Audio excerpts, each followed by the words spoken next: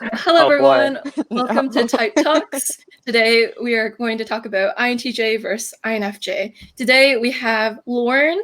She's a new guest on here. She is an INTJ, and so is Michael. Nice. And Lauren actually has a history of testing out as an INFJ and has previously thought she was an INFJ. So I was thinking, Yeah. Lauren, if you could go a bit into that. Yeah, I guess blanket statement. I was like, I feel like I like people too much to be an INTJ. When I first took the test in high school, I tested out the proctored MBTI.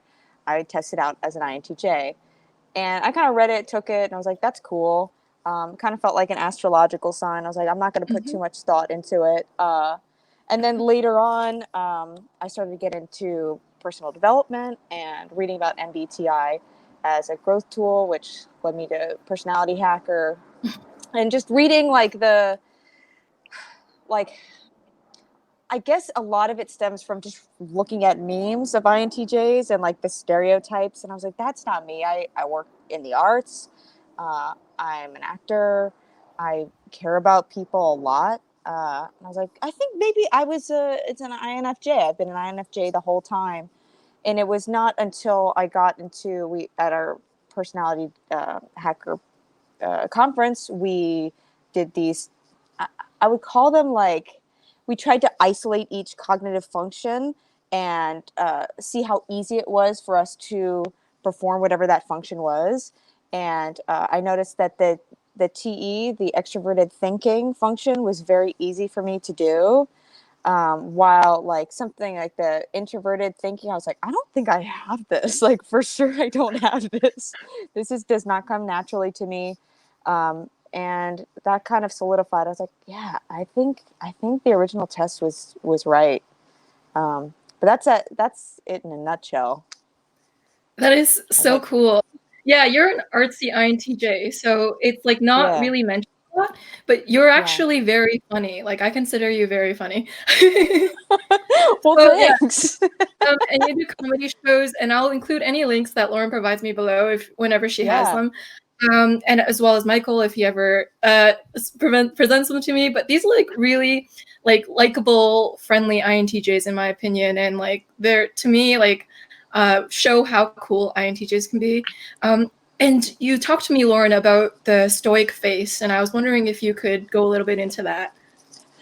Yeah. So I think I mentioned I'm an actor, and I've always done theater. And something over the past year, I've been doing a little bit more filming, and there were a couple scenes in the films where I felt that I was emoting a lot and I was feeling a lot. I know I was feeling a lot. When I rewatched the tapes, I was very muted in my face. And I was like, oh no, that's been my whole life. That's why people have responded the way they've responded, or think I'm upset when I'm not upset, especially if I'm thinking about something. People are like, what is wrong? I'm like, nothing's wrong. But then I get mad because they're interrupting me thinking. So it's like this whole loop. So there is sort of like a stoic face, but it's not that we're devoid of emotion or feeling or thinking. It's just I am in my own world. I guess I would consider myself very heady. That is so interesting. Michael, do you relate? So if I had $1 for every time someone came up to me when I was feeling good and just like having a good one and asked what's wrong, I'd have like at least hundreds of dollars. You know what I mean? You see it in photographs too, which is like you feel like you're emoting and you're doing things, and it's just you have like INTJ face. I think it's an NI-DOM thing too, because it's just like it's in the. I mean, INFJ. I feel like Joyce, you have more FE maybe, and like that sort of connection, but is there. But for us, I just like I don't know what it is that it's just like you feel like you look like shrouded. It's like a shrouded kind of look, you know what I mean? And but it's kind of off-putting, I guess, is just a resting face. So I think it's like it's very common with INTJs, right? That we'll say like that we get, and I think a lot of the impression gets up because you take in so much about somebody just from like nonverbal kind of communication and cues, and when you're just sort of like, you know, and it's not always just a matter of just being, I mean, you're always, I think it feels like locked up here in the mind to some extent, you know what I mean? But it's just a sort of just resting kind of, it feels like when I can put my resting face on, it's just like, I just feel calm. You know what I mean? I don't know. Yeah, I agree with that. So interesting. Yeah, I think INTJs have a certain look to them too. If I were to describe the way they look in their eyes, it's like they're looking far away or something. It's kind of like they're staring at you, but beyond you. But I don't know how to describe it. And that's how I feel when I look at like Michael or Lauren. It's like they're looking at you, but also past you. It's like this, like, it's kind of like you see this gaze that goes beyond you. And I know that sounds kind of woo-woo, but that's how I kind of see INTJ eye expressions. But I think you might be onto something too, that like NI-DOMs just kind of have a subdued expression too. Because if I think of Pukoki, the INFJ, she has like a kind of subdued expression. But I think with INFJs, like with me, I think generally my expression is congruent with how I feel. So people might think that I'm feeling neutral, but that's because I actually am. And I'm kind of like, generally, I've never been told an emotion I'm feeling that I'm not actually feeling. So whenever people describe to me how I'm feeling, it's normally a reflection of how I actually feel. If that offers any comparison, but it's really cool how you guys feel such a deep emotion. It's really cool. Well, so, you were saying in our last conversation, Joyce, that when you had like an FE bias against like if emotion wasn't expressed outwardly, that it wasn't there, right? You say you connected that with your FE, so I think that has a lot to do with it. Yeah. It's like my external emotional expression is explicit with how I'm actually like feeling. Yeah, I'd say that's also true for me. Yeah. But like when I'm confused or like I don't agree with something and I feel it strongly, that always comes across, and I've gotten in trouble for that. That's awesome. Yeah. And I feel like, Lauren, as a female, it's harder to know that you're an INTJ because there's like, as a female, you're kind of like trained to be a feeler, or like you're socialized to be one too. Yeah, totally. Yeah. Absolutely. That was something I really picked up when I was trying to figure out the INFJ, INTJ. I was like, well, is this conditioned in me, or is this something I really feel? It's wild to try to extricate what is socialized and what you feel is your blueprint. That is so cool and well put. So, Lauren, what are some of the ways you use TE that you notice in your life? Oh, Jesus.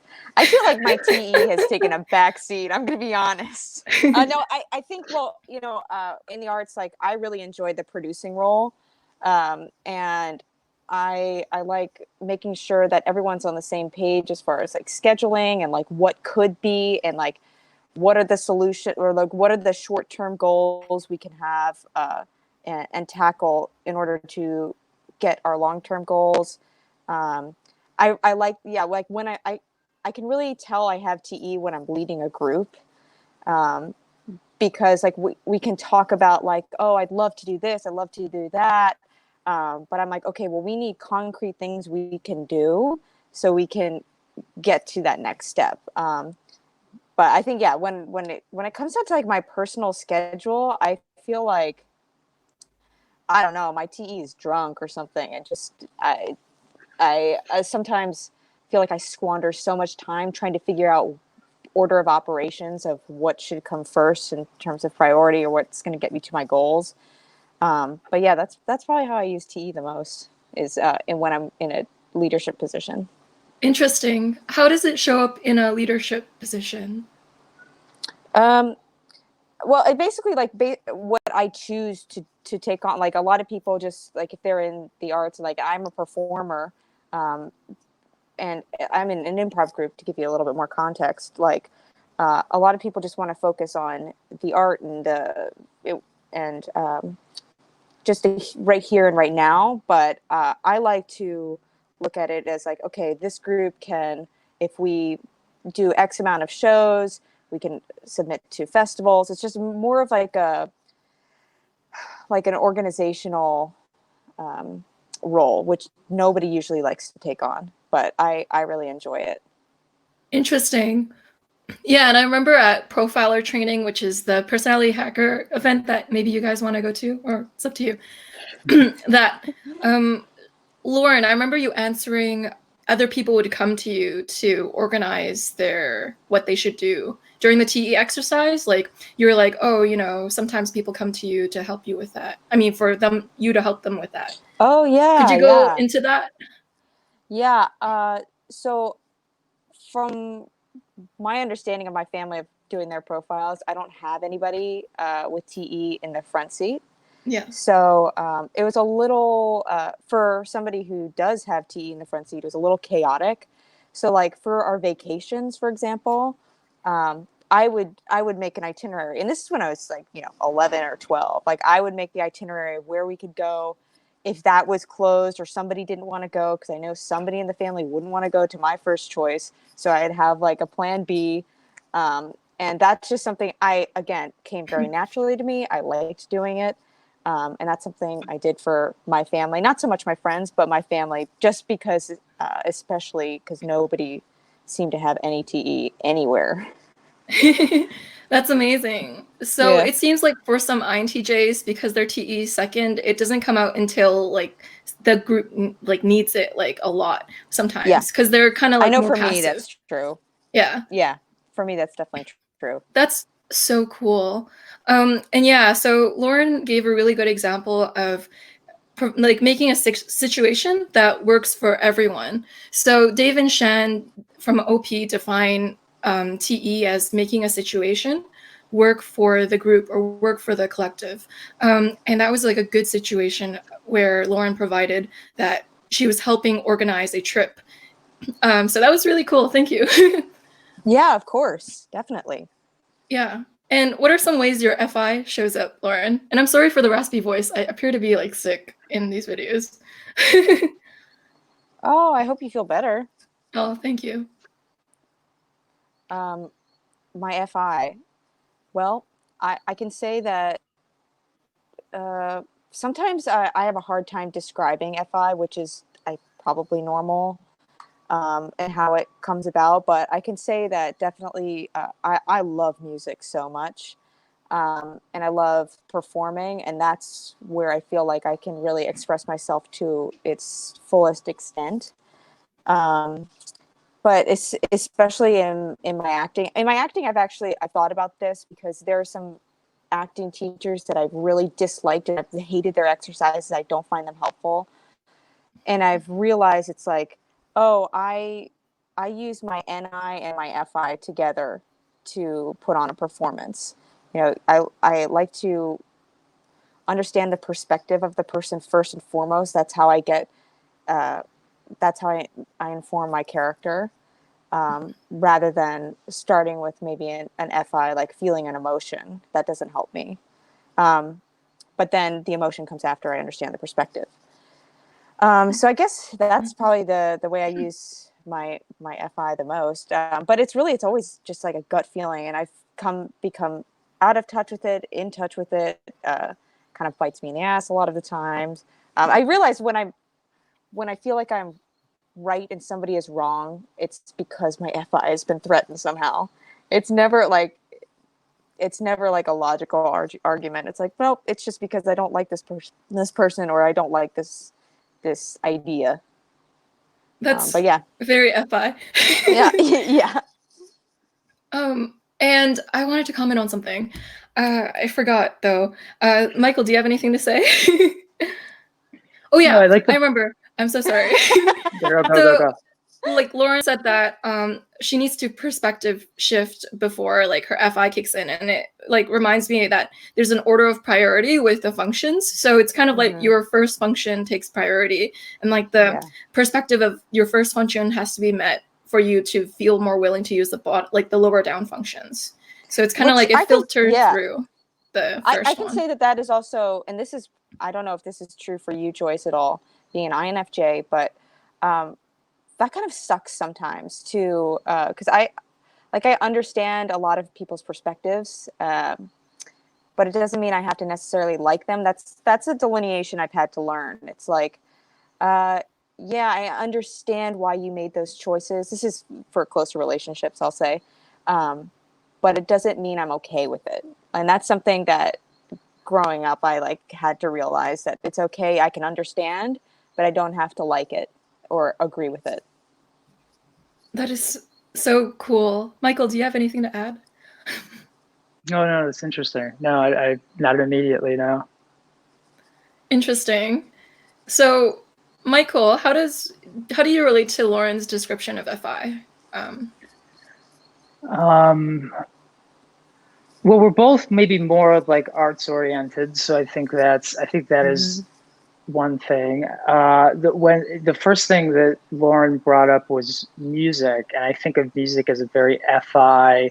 It's gonna sound strange, but I don't listen to music to enjoy it. I don't listen to music because it's a good melody or it gives me a good feeling. I like listening to music that gives me like some authentic thing. And that doesn't have anything to do with it sounding a certain way, but like there's like, it's almost like it's really hard to describe. It's like being in tune with like, okay, this is the real thing. And I can give a quick example okay. So the best album I think of the last 10 years is it's by Farrah Abraham, and it's called My Teenage Dream Ended. And she was on MTV's Teen Mom. That's what I thought. Oh my God. She was on MTV's Teen Mom, and she did this album that on the surface sounds like the most jagged bonkers thing you've ever heard, but it's probably, if you want to know what FI feels like, I always tell people like listen to that album. And it's a very ESFP kind of FI, but if you want like the real thing, like Farrah Abraham, My Teenage Dream Ended, pop open your Spotify, have a good time. that is great facts. If you guys want another FI artist, you guys can search up Fiona Apple. I think she's an INFP, so that's pretty cool too. So Michael, how do you feel about sharing your music to other people, like the deeply authentic ones? No, I mean, sharing like in the sense of what I just did, like, yes, but in the sense of like, I'm trying to communicate something to someone, never. Yeah, no. And actually I found that other FI, like we're more hesitant from just the anecdotal experience, it seems, to sort of to put that out there, at least lower stack FI. I don't know. That is so interesting. Lauren, how do you feel about sharing like your music, or like what do you personally find like your FI core in? I can say it's usually not in real time affection or like I always feel like I express myself the best, which sounds, God, this sounds so lame and pretentious, but I do write poetry, and I do like the melody of words, and I feel like that helps me express myself. My family members know that I frequently write them things to explain how I feel, and that's just because like I can really just hone in. Like I don't have all this sensory overwhelm. I can just look down at a page and write how I directly feel without being distracted. So that has really helped me. I know that if somebody insults my music, that game over. Or like somebody doesn't like, I can understand not understanding it, but if somebody's like, this sucks, and I'd be like, well, we're not friends anymore. But like really just feeling that like, I don't know, I connect with it a lot, and it helps me. Like the only times I really cry are when I'm listening to a certain piece of music. That's so beautiful. Wow, I love the FI experience. It's like so like I don't know, gorgeous, deep, poetic, or like personal. And you mentioned a really cool word, Lauren, which is real time. And I thought it would be a good point of contrast for INFJ and INTJ. So Yeah. with the INFJ, what feels the most real is real time emotional display. So that includes me doing it or someone else like doing it to me. And it's kind of like the main form of communication. Emotional messages are sent in real time for the INFJ. But I think for the INTJ, it might be more significant if it's like not in real time, or you could expand on that because I don't want to put words in your mouth. So Yeah, what is oh yeah. I feel like I like post process everything, and I have to go into relationships with friends and family and significant others, telling that I feel something. Like I will feel stuff in real time. I'm not a robot in real life. It's just like I know that like the truest of how I actually feel will come out after I've had time to look at all the perspectives and tell the person later. Usually, every decision I've ever made in a spur of a moment it's not been something that I would do usually. So, yeah, Yeah. I do take time to post process my feelings about things a lot. Yeah, for sure. Yeah, Melissa Harris, INTJ profiler trainer, says that like the question she uses to differentiate if someone is an INTJ or not, she says, "Are you a robot?" And then INTJs always say no, apparently. Yeah. So like Lauren, you said I'm not a robot, and that's like what Melissa Harris says that INTJs would say to that answer. Yeah, I'd be a lot so better that's at cool. math. And yeah, so there's a good point that Lauren mentioned, the word post-processing. So my theory is that introverted functions place more importance on post-processing, and extroverted functions place more importance on real time. And it's like a general rule, it doesn't always apply, but it's like, as a rule of thumb, FE is more real time and FI is more post-processy. And same goes for any introverted or extroverted function. Yeah. Yeah. Yes, So, I could see that. I could definitely see that. And then, Lauren, what are some misconceptions between INFJs and INTJs that made you think you were an INFJ? Again, like what I said in the beginning is that INTJs are not people.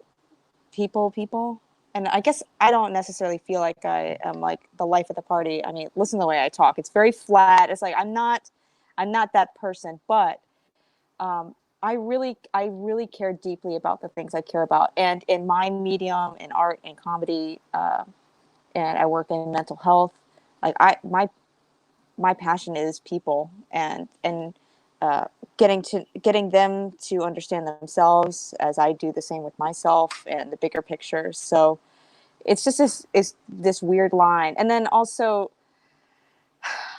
it's weird. Like I do care about the group and how they're feeling about certain things, but I see that as like a variable of the bigger picture. It's like, okay, because not everything is going to always be good, and I don't or feel good. So it is a priority, but it is just a section of the bigger picture. I'm trying to think of the other things that like really, I That's think there's cool. like, yeah, I think one of the other things that I constantly deal with is I feel like half head, half heart all the time. Because I have like a rational part of my brain, and then I have something that is more gut based. And I feel like I am constantly fighting. Those two are constantly at odds. So I was like, oh, that's an INFJ thing. Because God knows I've read so many Reddit forums about it. And so that also led me to believe that I was probably INFJ. Yeah, those are the ones that come to the top of mind. That's interesting. So, Michael, what are your thoughts on being a people person? Where do you stand?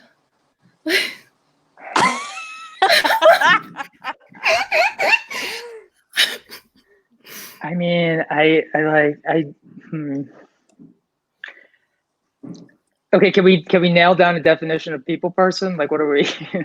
Lauren, what's your definition of people Oh person? God. I think somebody who enjoy. Dang, this is hard. I probably should have thought of that before I used the term. But I just think of somebody who likes working with other people, likes working in groups, that their goals are something that involves people, not so much like mechanical or like product based. That's probably my definition of it. Yeah, I mean, people are always a factor, of course. I think it depends on the group, working with a group. Yeah. Some groups that the synergy or whatever you want to call it is just there, the energy is there, and some groups you just want to take control of what's, you know what I mean, of what's going on. So it's like it depends on the group. If we're not getting done what we need to get done, it's like, you know, but I mean, you want to be liked.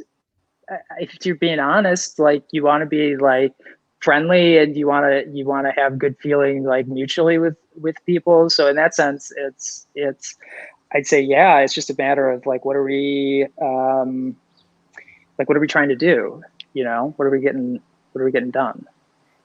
Yeah.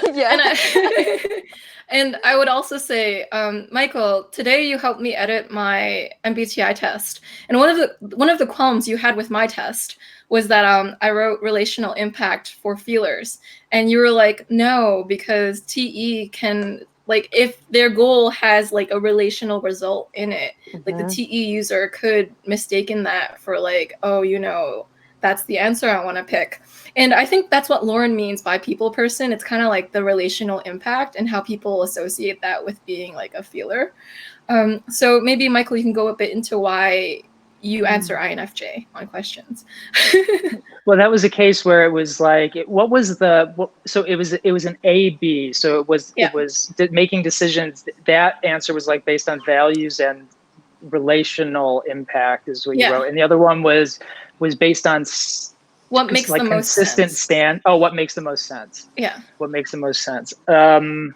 Yeah, I think they're bound up together. I think the issue there in just answering that question was when you said when you wrote relational impact, I immediately abstract from it. I think just based on the word, I think of relational as being more spatial. So it's human, and it's about people and how they're affected by a decision or a project or whatever it is, but it's people in the abstract. So it's very, I mean, it's more conceptual. It's more like how the word struck me, but it's things like that. A lot of times on tests, there will be one answer that's very interpersonal, or that's maybe not very, but that's interpersonal, and one answer that's very, it almost a lot of times seems very rigid, logical. It's about consistency. It's about standards. I don't care about logic. I don't care about consistency. I don't care about standards. Like if you need to reinvent the wheel, reinvent the wheel. If irrationality is where we are, then that's then we're in an irrational space. So I never prioritize those things, but people are always a factor. So I'll default to the feeler generically answer in those cases. I don't care. See, that's one thing I like: logic, consistency, rationality. I'm an NI-DOM. Those things are at the bottom of things. I mean, they could be useful, like a utilitarian sense, but at the bottom of it, it's not a factor. It's not a value, which might go back to FI too. So you're sort of dropping down into the FI slot a lot of times. Yeah, and that really goes into Lauren's answer about she's bad at TE. She'll talk about like, oh, you know, what's organizing? But like you explained it well, Michael, right now. You're like, if it's not in the FI value, like INTJs are a dominant perceiving type. And that means that they won't always be the most like TE orderly because of that. And maybe you guys could expand. If I find it useful, like if I see the benefits of it, yeah, I'll organize it. But like, for instance, like I don't have like the cleanest, most like perfect room, because it's like, if I know where things are, and it's like, I just don't see, it's an opportunity cost for me to make sure that stuff looks perfect, Mhm. versus like, no, this works. Yeah. So, and like, yeah, that's, I guess that's an example. It's Yeah, my room's a awesome. mess, guys. That's it. It's an awesome example.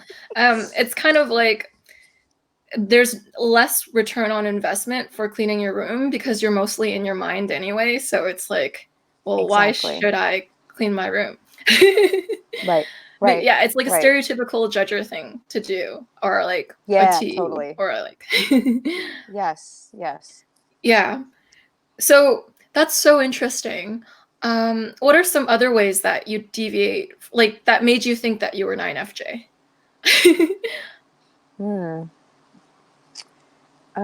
Let's see.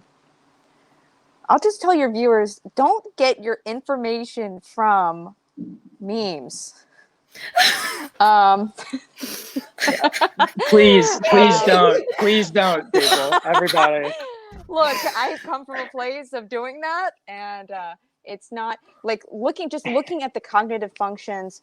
I always suggest like going back to the primary sources, like Carl Jung's work, just because like that's really what the heart of it is. And also, I'll deviate a little bit from your question, Joyce, but like here's the thing, like it's not an exact science, and I think people really get hung up on getting the right type, and then they start to try to rationalize in their brain like how they could be that type, which is what I definitely did when I was like, yeah, INFJ, that's it. I want this certainty, and I want to feel like this is a part of my identity, and in the hopes of this will give me growth ideas. But look, we're all so different because we have different life experiences, and you have to come to terms with that. Like that's part of the beauty of what makes us so interesting and complex, is that we kind of fall into these patterns, which is amazing. I love figuring out the patterns, but there's going to be ways you deviate, and you have to realize that when you're typing yourself, or you're having somebody, if you're typing somebody else, it's just not that cut and dry. Yeah, so I agree with Lauren. It illustrates this concept that's in my book coming up, and it's called individual archetype and collective archetype, or universal archetype. So basically, there's the universal archetype. So this is like birth order, attachment theory, MBTI. It's a universal archetype. It's a general pattern that plays out throughout time, whether or not you engage with it or not. It's like just the patterns that tend to happen. But then there's also that individual variation with each person, and it's called in my theory called MPA, models of personal archetypes. It's called the individual archetype, where you have your unique you, that someone has to figure you out as a unique person to actually get your individual archetype. They have to know you, they have to spend time with you, they have to get to your soul, they have to see you. Like, they cannot get this information from just a general theory. But like, we're a combination of our universal archetype, which is like MBTI or attachment theory, and also our individual archetype, which is qualities unique to us, which flavor our universal archetype.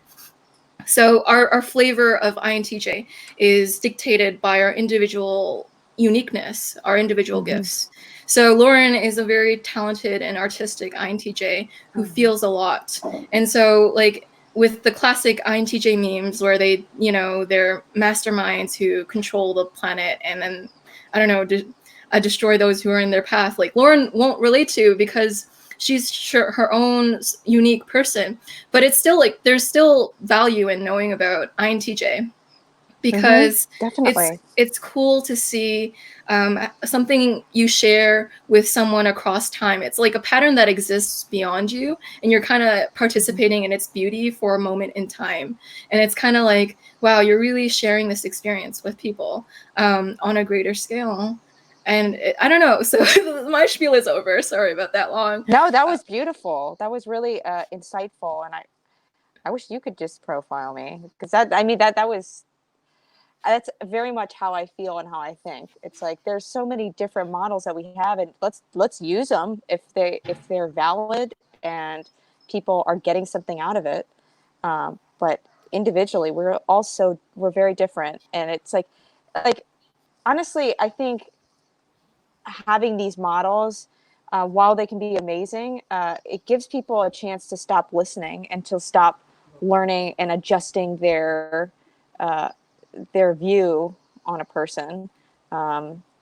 It's like, oh, INTJ, like they're good for these things, and then you stop listening. It's like, or you stop looking at yourself internally and checking in with yourself internally. It's like, oh, it's not really what the model says. Like in the back of your head, that's maybe what one is thinking. But we're adaptable. Like that's the cool part of being a human. Yeah, so Lauren has this good message where it's like when some people who learn about personality theory are kind of tempted to put themselves in a box, but that's not the purpose of personality theory. Although I do see some people doing it. It's kind of like, oh, why don't I fit into this box enough? Like, is there something like with me, or like, am I profiled wrong? But sometimes our deviation has to do with who we are, just independent of type, and that kind of interacts with our personality type, but it doesn't invalidate it. So our personality type, I see it as real as our right hand. So it's kind of like we have a right hand and a left hand. We can both use both hands, right? Some people have a preference for one hand, and I would consider that like, you know, that dominant hand is INFJ for me. But it's kind of like you don't identify with your right hand. You don't go around telling people, hi, I'm a right-handed person. It's kind of like you're more than that. But it's also very real. Like you're definitely 100% like your handedness, but it's also not the one thing that makes you up.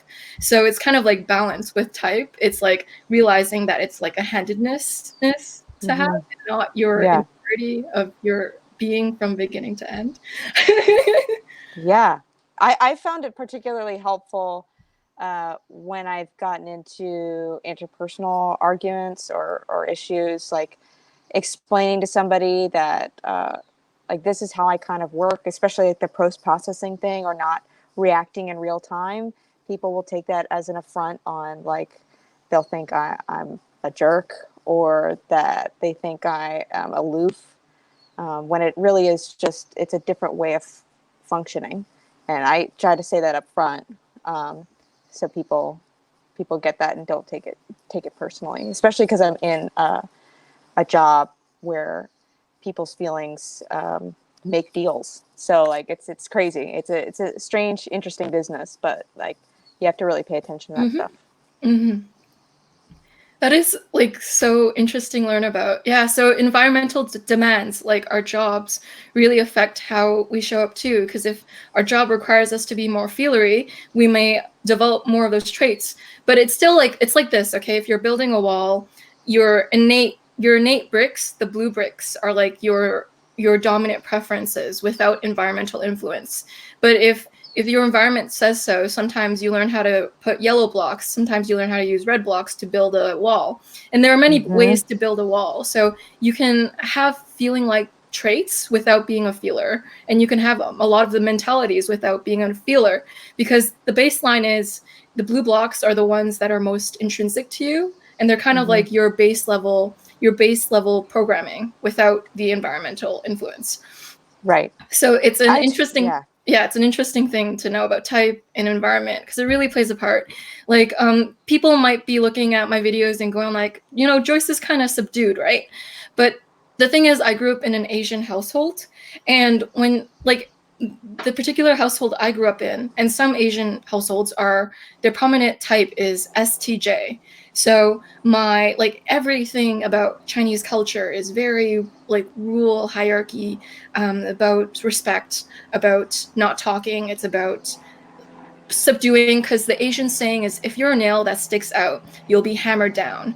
So it's like, be as reserved as you can. Now, everyone in my family is like that. And so it ripples on to me. But it's kind of like, my innate wiring is more of one that is FE, even though it may not like always seem like it. Yeah. Yeah, I find that like so interesting and fascinating. And when I talk to people, like that's what I really want to get to the core of is, so, what is something that is a learned behavior versus, what is your natural way of thinking? Because I know I like that's what I struggled with, like being a female who doesn't really have TE naturally in her stack. Uh, it's like for a while, like I thought I had it because that's just how I grew up. All women in my household, except for my dad, and I went to an all-girls school. I was in theater, which was a preponderance of women, so there was a lot of FE in general, and so I thought that was something I had. But like you were saying, it's like, how does one isolate the fact that, oh no, this is the way you naturally work? And we did those exercises at the live conference, but I just have a feeling and I have a curiosity of how can you get to the bottom of that in an interesting way? Yeah. My solution to that, well, it's not actually a solution, but I'm like, maybe Dario Nardi will figure it out one day. He'll put like a That's brain what I'm scanning cap, hoping. and he'll be like, hey, this is your type after a day of you wearing the hat. Yeah, he's the it's man. kind of Yeah, because it's kind of like, even if you have learned behaviors, there are part of your brain that is resistant to like completely adopting a feeler mentality. Like if you're a thinker, like you'll adopt like 80% of that feeler mentality, but there's that 20% that will stay. And it's the most intrinsic part to being a thinker. So it may be like Yeah. Dario Nardi is one day able to capture that through his Yeah. scans and then revolutionize typology. And it's my hope that that will be the case. That would be cool. Because I love MBTI and I just want it to have more credibility in the eyes of everyone. Yeah, totally. I'm with you. Yeah. I also like, one of the things I'll mention too is like there's some cases, like you were saying you grew up in an STJ household. I am around so many ENFPs. It's insane, or at least like from my judgment. And I feel like I have definitely adapted some of those tendencies. Definitely. Yeah. And yeah, I don't think I'd ever show up on a test as an ENFP, but I definitely, people who have known me throughout my whole life have noticed a change since I've been in that environment, like in my own way I externally emote and the things I care about. So it's environment plays a huge factor. That is so cool. Michael, it seemed like you had something you wanted to say too. What? Oh, I was just agreeing about, I've got a lot of ENFPs and INFPs in my life as well. Yeah. So that has, there's something that just clicks with the types, probably on FI. Yeah. That's awesome. That's awesome. Yeah. I felt like you mentioned a really pivotal point, Michael, where you said that INTJs are primarily irrational types. And like, he means this in the Jungian term. So he doesn't mean like the colloquial irrational. He doesn't mean that. He means like Jungian irrational. So with INTJs, they lead with a perceiving function. So a perceiving function is known to be irrational because it's not trying to systematize things. It's just trying to receive and take in, or like crystallize the information in them in some way. And it's not like an INTJ may not relate to their TE. Like some INTJs are a little weaker with their TE. And I see it talked about, a lot too. It's because they're NI DOMs primarily. And like TE is kind of negotiable sometimes, but the NI is always like there. And perhaps maybe the FI too, because they're both introverted functions that might work together. But that's my speculation.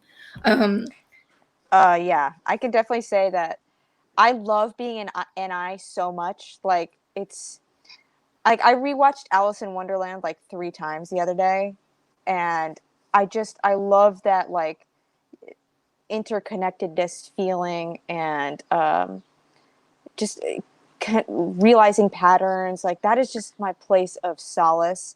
And if I could do that all day, I'd be so happy. But again, like the TE sometimes takes a backseat because I just like to be in that flow state. And quite frankly, if I'm interrupted, it's just such a bummer.